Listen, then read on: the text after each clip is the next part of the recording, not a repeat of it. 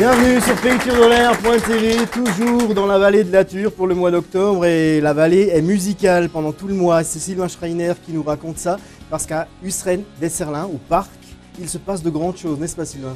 Écoute, oui Pascal, il se passe de très très grandes choses.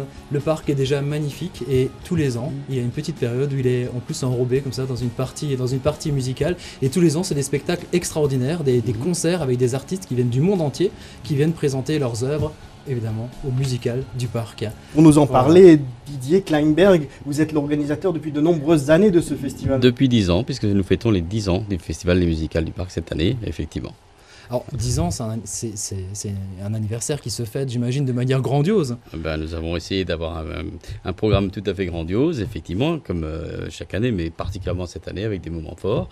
Effectivement, ben, je pourrais citer déjà, nous allons commencer fort, puisque le festival commence le 10 octobre, et le vendredi 10 octobre, pour avoir un côté un peu festif, nous avons organisé un concert dégustation, en nous associant à une grande maison de vin, les vins Henner de Sausheim. Alors évidemment, la dégustation est à consommer avec modération, mais nos concerts peuvent se déguster sans modération. Voilà. Et voilà, ça c'est le premier moment. Ça permet d'apprécier la musique. Ça permet d'apprécier la musique. Ça sera autour d'air d'opéra avec une artiste soprano lyrique, Andra Soare, une artiste roumaine qui nous vient de l'atelier lyrique de l'Opéra de Paris. Donc on commence très fort, effectivement, avec du très très haut niveau. Donc le 10. Le 10. Vous fêterez vos 10 ans, le 10. Nous le fêtons les 10 ans, le 10-10. Nous n'avons pas fait exprès, voilà, effectivement, et on s'est dit on va faire la fête pour ça.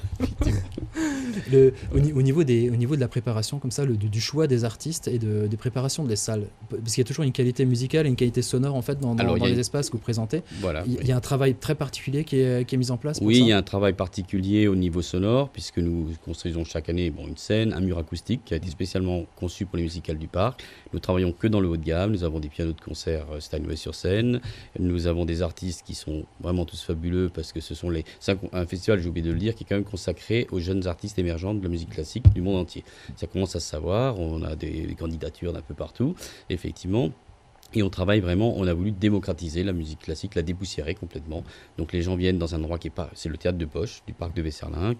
Il y a une exposition d'un artiste peintre chaque année ou plasticien pour contribuer à la magie des lieux, naturellement. Et puis on travaille dans le haut de gamme et on organise beaucoup de rencontres avec les artistes à l'issue du concert, parfois autour d'un verre.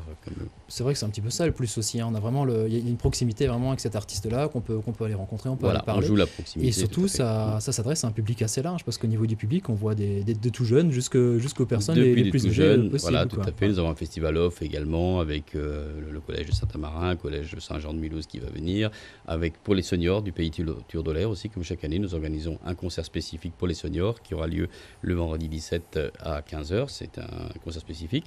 Et puis bien sûr, les enfants peuvent venir. Nous avons une politique tarifaire très abordable, puisque c'est gratuit pour les enfants jusqu'à 18 ans. Ce qui est assez considérable comme effort financier, mais on tient à le faire pour démocratiser la musique. Combien de personnes se rassemblent autour de ce festival en général? Bon an, mal an, 1200-1300 personnes quand même, qui viennent pour 10 concerts. Voilà, c'est réparti sur 10 concerts, 5 chaque week-end, effectivement, le deuxième et troisième week-end d'octobre, avec des moments forts. On va se laisser porter par quelques images pour nous mettre dans l'ambiance de ce festival plutôt classique, on va dire. Tout à fait, plutôt classique.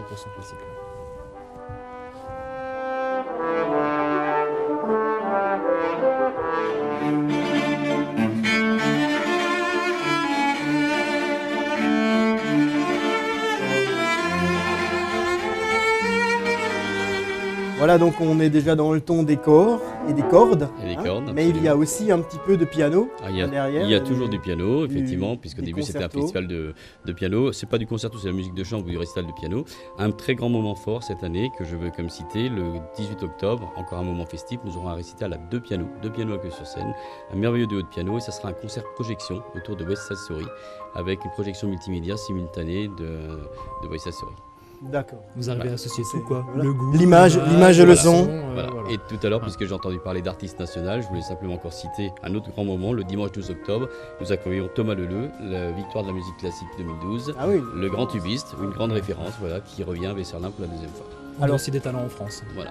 Exactement. Un petit truc, comment faites-vous pour avoir ces artistes nationaux dans votre festival? Alors c'est évidemment, ça paraît compliqué. Je suis aidé, au début c'est moi qui faisais la direction artistique. J'ai moi-même une fille violoncelliste que vous avez d'ailleurs aperçue sur votre extrait, qui est elle-même jeune artiste, et c'est en fait au gré de ses rencontres, à travers son cursus, à travers le monde, qu'elle nous ramène un petit peu ses amis, etc., qui viennent pour l'ambiance. Voilà, donc c'est tout à fait unique. Et je vous encourage à venir découvrir. On viendra nombreux à applaudir tout J'espère ça. À Usren-Weserlin, on rappelle vite les dates, 2 à... Le deuxième et troisième week-end. Donc 10, 11, 12 et 17, 18, 19 octobre. Bravo pour ce grand festival, merci d'avoir été avec nous ce soir pour le présenter. On se retrouve dans quelques instants sur pays-de-l'air.tv. Merci pour votre attention.